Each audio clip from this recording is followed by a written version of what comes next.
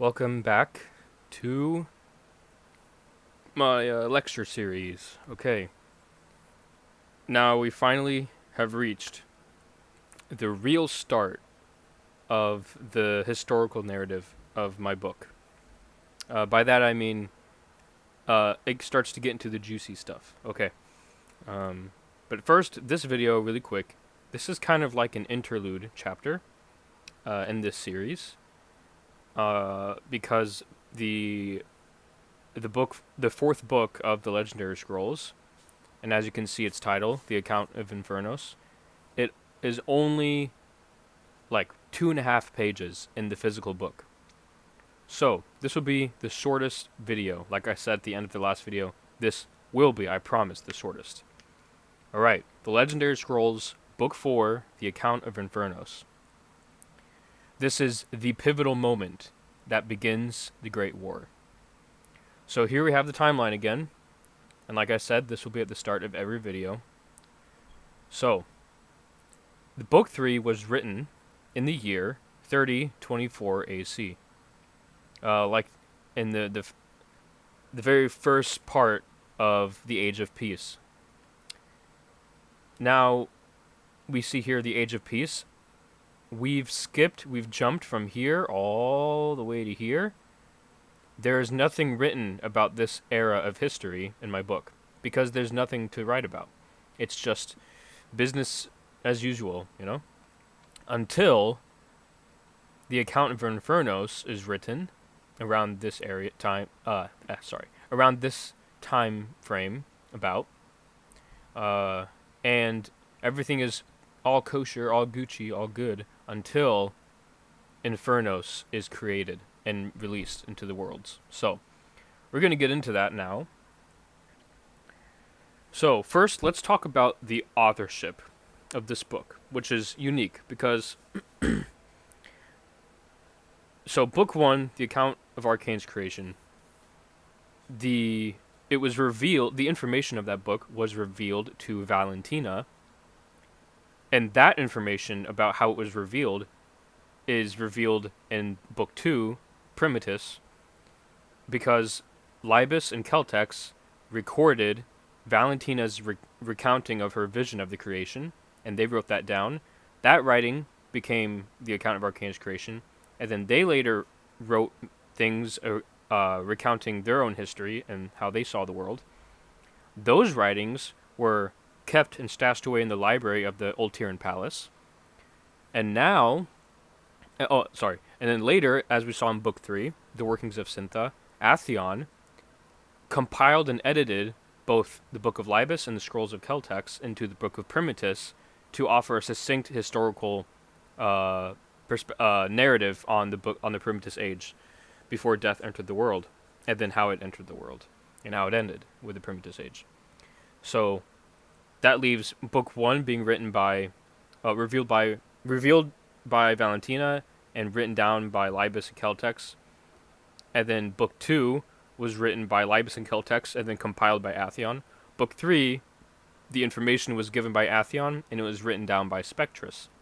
Book 4 does not have clear authorship in the book. It is a mystery. Nobody knows, even in the universe itself, nobody knows who wrote this book.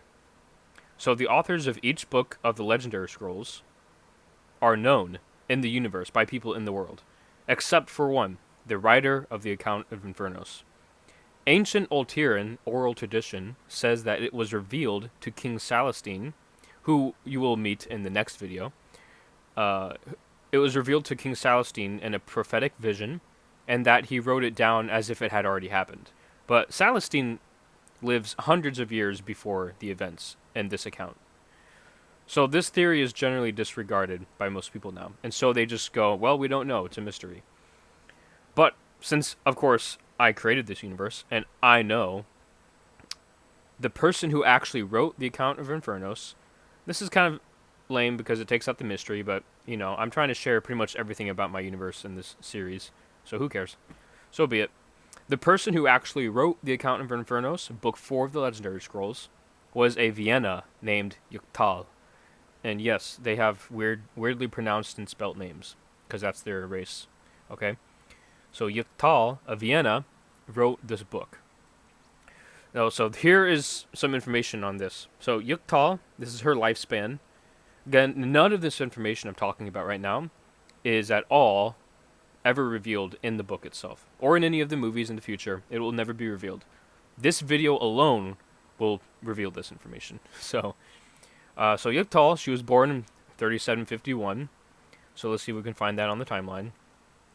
3751, that's probably around here.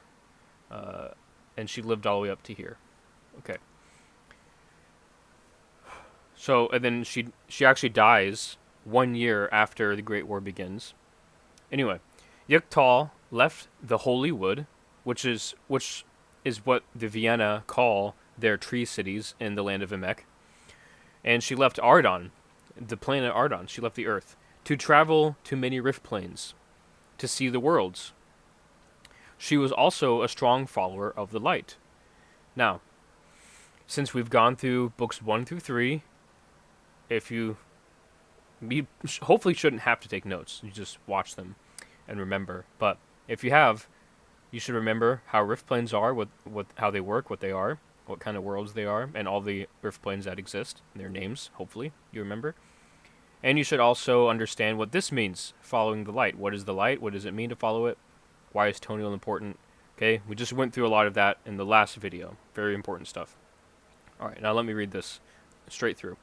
So Yuktal left the Holy Wood, the tree cities of Emek, and left Ardon to travel to many rift planes, to see the worlds. She was also a strong follower of the light, and thus Toniel was with her wherever she went.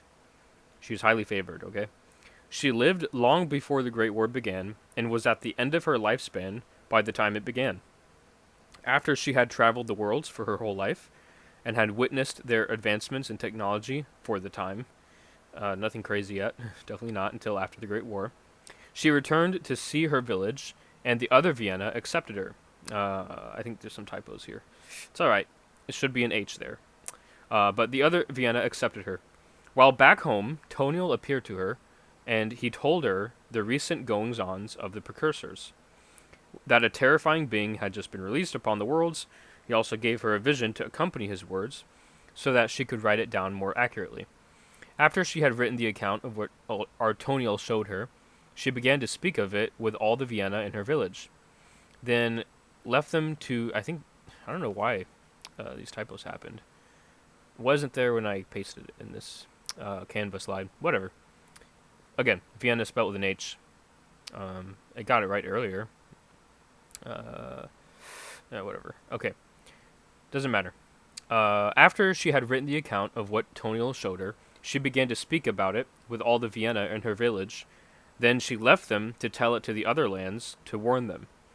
By the time she had reached Oltira, the Great Kingdom, Alfortia Ankazar, who is the main character, I guess, of Book 5, which will be the next video, we'll get to meet him soon. Alfortia Ankazar had just taken the throne, and Yuktal gave him a copy of her account of the vision. King Ankazar kept that small scroll in the palace library, and he titled it The Account of Infernos. So that's how this book was written and how it came about. So there we go. The Account of Infernos. Author is Yuktal. And King Ankazar received it from her and kept it in the palace library. And from that day on, for many millennia, it has been part of the legendary scrolls. Now, let's get into it. This is the very first sentence of the book. Now the many peoples of the worlds had advanced fairly far in their technology, and the 4 precursors were working behind the scenes. While the people who lived on the rift planes were busy with their lives, the precursors were meeting together in Rekius' castle, which is in the soul world. Okay, so this kind of sets up the scene before we get into all of this. It's just kind of business as usual, like I said. It's the age of peace. People are just living their lives in all the worlds. Technology is advancing fairly far for Yuktal's perspective. For the time, technology is new things are being invented. Not really great, mind-boggling things, of course. But it's still what we would consider, quote-unquote, medieval technology. But moving on. So that sets up the stage for this book, and uh, yeah, these four precursors, who we know as Tonio, Kyphon, Argosax, Drakeus, need to remember their names. They're basically the deities of this world, or the Overwatchers, so their names are necessary to remember. Especially Toniel and Kyphon, always remember. But, uh, so while people are busy with their lives, the precursors are meeting together, and one particular time they meet together in the Soul World, Rakias' castle, and they're talking about what are they supposed to do with the time they have in the creation. Like, what's the plan for Empyria, right? How are they going to govern it? What's history going to be like? Yada yada. Okay, deity stuff to talk about. Um, well, while they're having this conversation, Kyphon brings up something strange in the spirit world, or Faspira, as it is properly called, or the Fey world, as the Vienna and elves call it, and the fairies. Um, the elves in their subraces call Faspira, or the spirit world, they call it the Fey world. And they call the spiritual creatures in it, as we learned in the last book, Fey. Fey, in general. Okay, that's not important to this, but moving on. Kyphon, he shows them, after mentioning this mysterious object he found in the spirit world, he convinces them to be curious and intrigued in what he's talking about, so he brings them to show them this thing he found in the spirit world. Alright, so Kyphon brought them out of Animorba, the soul world, where Rakias is king, and led them to an unknown place, which was hidden in Faspira. This is meant to be super vague, ambiguous, and mysterious, okay? Because Tal didn't understand what she saw in the vision, and Toniel doesn't even understand what this structure is that they find, or exactly where it is in the spirit world. Kyphon just kind of leads them out and like wanders out into the spirit world, some mysterious place, okay? There, in this mysterious place, Kyphon showed them a mysterious structure. The precursors all gathered around the structure, and they began to test it. So whatever this weird structure is, it can be interacted with somehow. Toniel came to the structure with Gaia, and he dropped some inside of it. Nothing happened. Then Kyphon said, "If you have placed Gaia into it, then let us also mix Gaia with chaos. It would be a sight to behold." And they listened to him, not sensing his cunning scheme. By that meaning, they're not sensing that he wants to try something to see what kind of chaos it could cause. They think he's just being curious. But don't need to read too much into that. So they dropped a hint of chaos into it as well. Within the structure began a boiling and mixing of elements and energy. For this, they called it the cauldron. And after the Gaia and chaos had mixed, there was a great explosion. Now, I did draw something for this, and when I show it, it will not be 100% accurate, but it's the best I could do. So just a preface, okay? So from the cauldron arose a great flame, and the flame became, or was, a living being. Because there is Gaia, remember Syntha energy, there's four elements, the light, Gaia, the darkness, and chaos, okay? They mixed Gaia and chaos, two opposing elements of Syntha. Because there is Gaia, there is life. But because there is chaos, there was distortion. Because chaos is the foil element of Gaia, and they mix them together in this weird structure. This created a living being of destruction. It's like destruction and chaos personified. It's chaos with a CH, not with a K. The precursors saw the beast of fire, basically as soon as they saw what they had just accidentally made. They saw how powerful it was, they named it Infernos. The precursors saw the beast of fire, that it was powerful, and they called it Infernos. And because of how great and powerful they see it, and after naming it Infernos, because of its appearance and its power, seeming power, they immediately knew it was wise to imprison it, lock it back up in this structure, in the cauldron. Now, here's the picture I drew yesterday. Right after I finished recording the last video, I tried drawing this. Now, this isn't... Don't take this as an accurate representation of the shape of the cauldron. It is an accurate representation of its size, but it's meant to not be known what kind of shape it has. Just that a part of it, a compartment of it, functions like similarly to how a cauldron might function in like a fantasy magic story, because of its function. That's it, not its appearance. But I did the best I could by trying to make it random, but I ended up making it symmetrical anyway. Maybe it is symmetrical, maybe it's not. I intentionally never want to come up with an idea of what it actually looks like, because that's kind of part of its allure as a plot device, is that it's this mysterious thing that the precursors accidentally used to give birth to Infernos. So it's meant to be a mystery. Don't take this literally. Okay. Now, same with these. These are horrible drawings. I cannot draw people for the life of me, okay? But these are just humanoid shapes that are meant to represent the four precursors, not accurately portray them. I'm pretty sure the proportions aren't even correct at all. So Tonio, he has long silver, kind of spiky anime kind of hair, same as Kaifin. Kaifin has the same style, but instead of having two bangs, he has one bang on his right eye, and he has black hair, and it's a little bit shorter, like shoulder length. Tonio has it's pure white hair actually that shines. It's not really silver, although you could call it silver, and it goes down way to his waist, and he has two bangs that cover both his eyes, or that hover above both of his eyes. And he has a long silver, light like thunder, light like lightning, kind of bright cloak. That was a weird sentence. Sorry. And Kaifin has like a black, shadowy, ripply, ripped apart kind of cloak. Rakias and Argosax both wear crowns, and they wear kind of royal, deity-looking apparel that I can't draw. So, but Rakias has, before the events of this book, he has like brunette hair, a beard, like a brunette beard. Well, I shouldn't say brunette. He has like dark brown hair and like a black beard, okay? And he has like orange-ish eyes, orange-yellow eyes.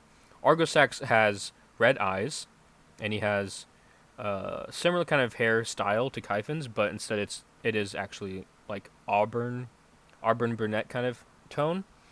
And so he has red eyes, auburn hair, similar kind of style and length to Kaifin's hair. Except his bangs are slicked back a little bit. That's about it. So, and he's the king of Heelvan, and Rekias is the king of the Soul World. Okay, just a little refresher. Now, they're in the spirit world here, Faspira, or the Fey world, as known by the elves and their subraces as the Fey world. They got the cauldron here, and Kaifin has mixed. The question marks are just like the scene in general, not chronological to when this happens. But the question marks represent their curiosity about this thing. Because they're the precursors, they're supposed to be aware of everything in the creation, right? So it's really mysterious that they found this thing that the creator, Arcane, must have not even made known to Toniel, because Toniel didn't know about this. So how did this thing get here? We'll never know. We will never know. But it's here. Anyway. So, Toniel has placed Gaia into it, and then Kaifin has placed Chaos into it, as the text said. And out of it is supposed to be this giant, big explosion of Syntha energy that looks like a big, it's a big flame. But the flame gets these two glowing, kind of like golden colored eyes. The rest of it is just pure red fire. And it's a living being. On par with power in terms of on par with the power and spiritual nature as an Esper, okay? But not the same as an Esper. So there we have it. I mean, this is the first time I ever tried drawing this scene, so I guess for my first time, and for the time I did it in, and for the little amount of effort I put into it, it didn't turn out super bad. For what I'm trying to use, for its purpose, it's not super bad. Alright, continuing. Oh, I should probably, yeah. So, we have Rekias here, right? And as soon as they imprison him, I was too lazy to draw another picture of the same thing, but with Infernos being sucked back into this thing. But they somehow, the structure has some kind of functionality that it could imprison Infernos inside of it, okay? So, they see his power, they're like, that's not going to be good to let loose. This thing is dangerous. So they imprison it back inside the cauldron. And after they imprison it, they all come together and meet together. And they make a pact together, swearing an oath that none of them will ever, ever let loose the beast, or Infernos, as they named it, from the cauldron. Otherwise, their misdeeds shall be rectified. Now, Rakias here, he's not... Now, the precursors aren't really evil, okay? Toniel is objectively perfect and good. Basically like the creator. Kyphon kind of does his own thing. He's aloof sometimes. He cares more about his own interests and being entertained. Argosax, all he cares about is doing his duty and overwatching Hilvan. And keeping the demons tamed and keeping them in Hilvan, right? And then Rakias has pretty much been the same as Argosax. Same attitude, keeps to his duties in the soul world. However, this moment in history, he makes a pivotal error in his judgment. So even though the precursors are kind of deity figures, they are still created beings who were created to have the authority of a deity over the creation, which is why Toniel is the highest precursor and why he's made from the very spirit, mind, and light as the creator himself, to be his stand-in in the creation, since Arcane left the creation after he made it. Okay? Anyway, so there you go. A little refresher on the precursors and their authority and their roles. But Rakias here, he decides he's going to break the pact. Although, it's not like he set out in his mind, I'm just going to break this pact to break it. But instead, his curiosity, he was drawn to what is this thing? What can it do? And his curiosity led him to get a little bit of a... what's the word? What's the word? Oh, the phrase, I mean. Morbid, yeah, he got a morbid curiosity of this thing. So, that doesn't really speak to his morality as a precursor, but at least for this moment, he made a mistake. And he might have been a little bit influenced. So, now let's read.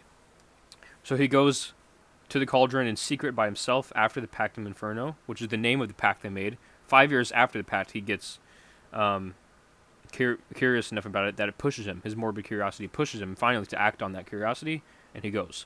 Okay? After 5 years. Then, with a wicked grin, Rakias broke the bindings and cut the bars of the fiery prison, the cauldron. Rakias had broken the pact, so he was to be punished, as the pact said, part of the oath. If you broke it, if they broke it, their misdeeds would be rectified. And here's his rectification, his due recompense. And the other precursors said unto him, shame on you who rebel. Cursed are you now, that the sight of your skin may appear shriveled and gray, and your new name shall be Alkia, because you are a traitor. Now he is known by the name Alkia, which in the old tongue, or Ardonic, in the old tongue means the traitor. Or, in other words, the one and only traitor. And his skin was cursed, and his hair turned white. He became known as King Alkia of the Soul World. So from this point on, Rakias, you never hear him called by that name ever again. It'll always be his name eternally as a precursor. But from now on, part of the curse is he is known as Alkia, the traitor. Now, a couple things in here might be confusing. So let me explain. If you recall, at the end of lecture series number 2, at the end of the third part of that series, with the Book of Primitus, and now with how death entered the world, I had clarified some things about how my universe operates. Even with death in the world, people do not age physically past 30. So that's why I didn't. That's why in this book it's not stated in a way to say, "Oh, he was cursed to look like an old man," because this isn't the same as old. It doesn't connotate age, okay, in this universe, because that's not something that happens to people. Like gray hair and silver hair, well, specifically gray hair, can come with age, but shrivels and wrinkles and like looking older in your skin never happens past 30. And gray hairs come either from a lot of stress and like extreme trauma, or natural age when you're getting to the end of your lifespan. It's like a sign that you're close to death. Your time is coming. But you would still look like your skin and everything. You'd still look like you were when you were 30. So that's why the description of his curse here is just how he physically looks. So in terms of our world, he looks like an old man now. forever. By the way, it's the curse is permanent. Um, but it's not a connotation of age in this universe, so that's why it's not described that way. And the next confusing thing, now that we've clarified that part, is this Alkia. What is the old tongue? So, did I ever actually completely invent a whole language for this universe called Ardonic, where some of these words come from and these root words? I was working on it in middle school. And then up to the end of 7th grade, before our family had to move to a new apartment, I ended up losing all my notebooks where I had all of my language working. That all of the works I was doing to make this language when we moved. I think it was 8th grade actually. Yeah, I think it was after 8th grade. Yeah, because it was right before I went to high school. I lost all those notebooks, and then I was really sad. I was really upset. But then I realized a little bit later, like, I don't have it in me to make a whole language. Just gonna be honest. I'm not Tolkien here. I wasn't trying to be either. I didn't even know Tolkien a lot about Tolkien at that age. I just knew Lord of the Rings was cool. I didn't know about all this elvish stuff. But and then I also realized that my language was basically just, English alphabet letters, but rearranged and made into basically made up words for each word. And I realized it's going to take me a long time to make up a whole language with all the rules and grammatical rules and all the vocab. I had basically just made it was basically the English, except instead of English words, it's made up words. That's all it was. Syntax, grammar, everything else is the same. Like every single English word had a word that I made up to translate that word to my made up language. So it wasn't a lot of effort, but it also was at the same time. Because even if you're putting the bare minimum of effort into making up a language, it's still a whole freaking language. So good luck.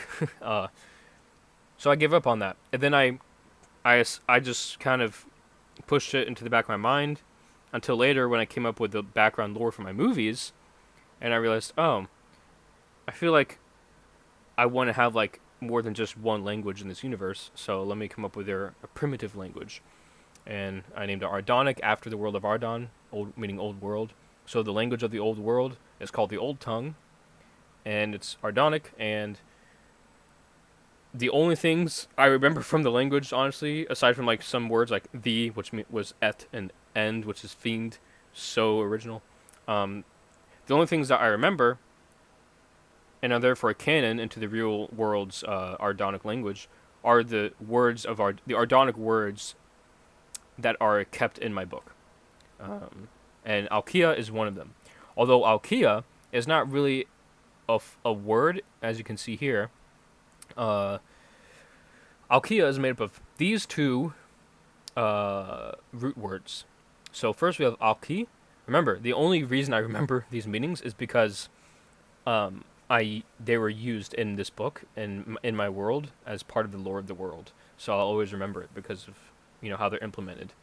So Alki means to like betray someone's trust beyond what is normal. I remember when I was making up the language, I had two words. I cannot remember for the life of me what to just betray somebody, like if you had a friend and you lied to them, or even someone like Anakin from Star Wars.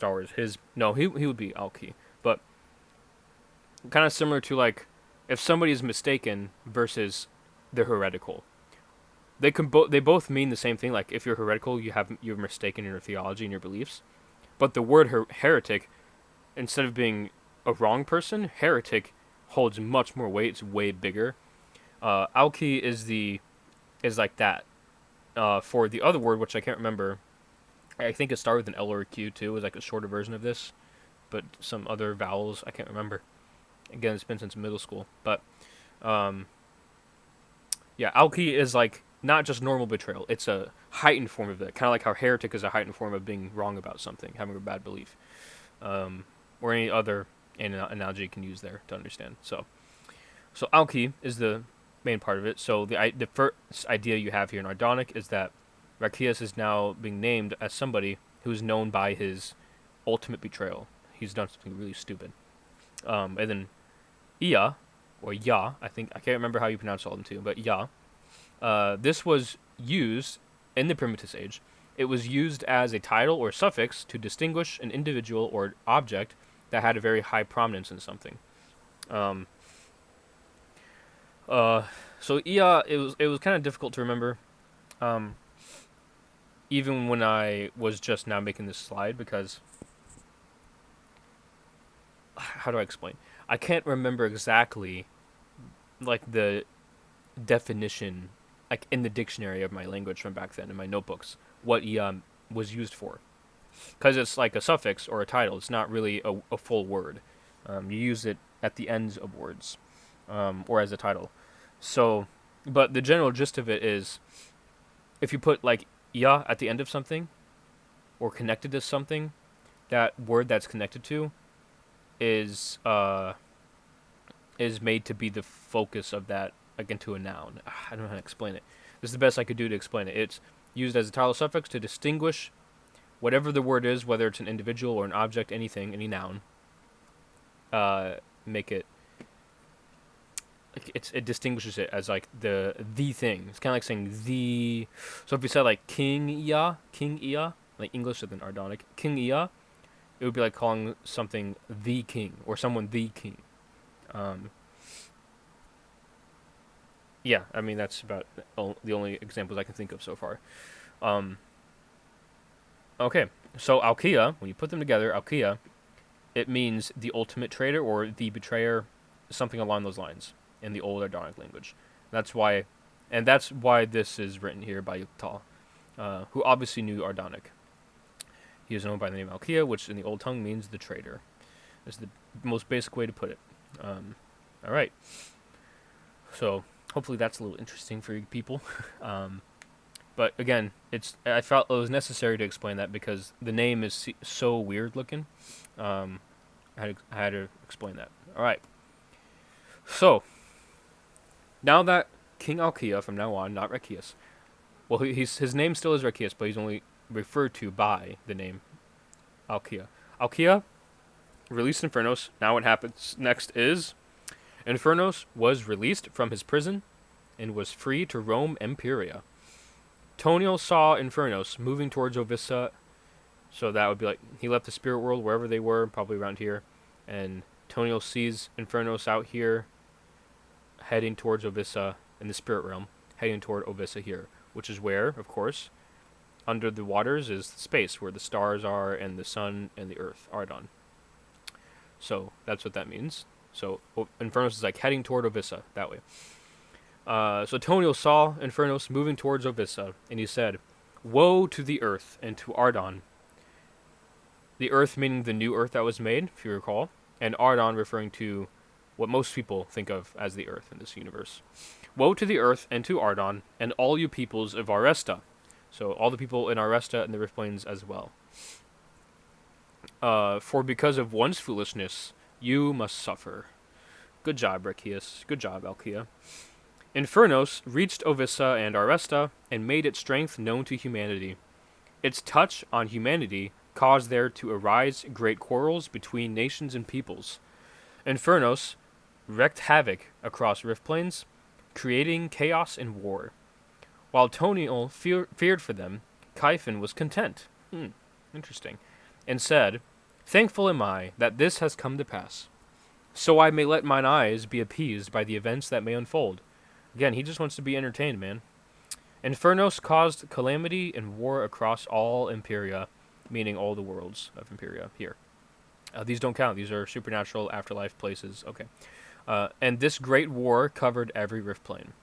Every single Rift Plane and Ardon are dragged into the Great War. Now, how does Infernos do this? So how does Infernos cause wars among countless nations? So, similarly to how Tenebris, the Esper of darkness and fear, brought death into the world and can now influence, now that he brought the darkness into the world, the darkness influences men's hearts, right? Infernos, having similar nature to an Esper, because he's made out of Gaia having life and chaos, making him a being of destruction, or it's not him, making it a being of destruction. So that sets it apart from the Espers. It's not sentient, but it kind of is. It acts like it is, but it's more like a wild beast, just on a rampage. Infernos influences the hearts of nations as a whole. Like if you think about the Bible and principalities and powers of the air, there's like this idea of spiritual beings, demonic forces that are at work behind governments and nations, and therefore it might have influence on historical events that happen. Infernos is like that, but he covers all the worlds because he goes to all of them. I keep saying he. It's an it technically. I always get that wrong, even though it's my own universe. Whatever. Probably because Infernos has a proper noun as a name. But Infernos wreaks havoc across the worlds through influencing men's hearts on on the national scale to seek to destroy others without cause. That's how Infernos works. And during the Great War, people start to refer to Infernos as the Beast, capital B, the Beast, because it's kind of like a Voldemort situation. They're afraid that if they use the name Infernos, it will bring the Great War to them, or that Infernos might influence their own heart. And this is the final slide for this episode here. Again, this is not AI art. This is... I think I found this on like a wallpaper website way back in the day on my old Chromebook a few years ago. But and then I added the text over it because this is supposed to represent Infernos in my mind. Infernos is, made up of fire, spiritual fire, well, technically chaos energy and fire, and it has, eyes that aren't this shape but more this shape, but fiery, slanted and stuff. Like two flames are its eyes, and it does have a mouth that it can open. And these are supposed to represent not stars. In the picture, these are stars, but for the sake of my usage of this picture, to get the point across, pretend these are portals of light that are portals that go into the rift planes in Arresta, which would mean the space here would have to be a nebulous golden, atmospheric, ambient golden light in the background. Can't get everything right. Maybe I should have used AI art for this, but this is the idea. This would be like a symbolic image of what Infernos is doing to the worlds. He's consuming them by influencing the people in the worlds, by influencing their hearts on the national scale to seek war because of their own desires to get power now by influence of Infernos. Plus, the darkness has already been in the world, so there's that. And Infernos is now here too, and the Great War begins in the year 4480, right after Infernos is released and influences the worlds. So, let's go back to the timeline before I end this video.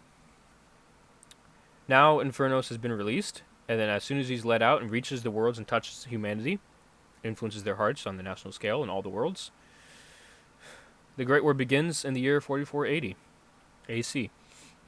Book 5, the next book, will cover these years, 4490 to 4495. So we will see the first narrative-heavy book in this book, Book 5. In this book, meaning the book The Legendary Scrolls, and Book 5 of this book, the Book of Netza. We will see the first real historical narrative-focused story following the events of the very beginning stages of the battles of the Great War. So, be looking forward to that. See you in the next video.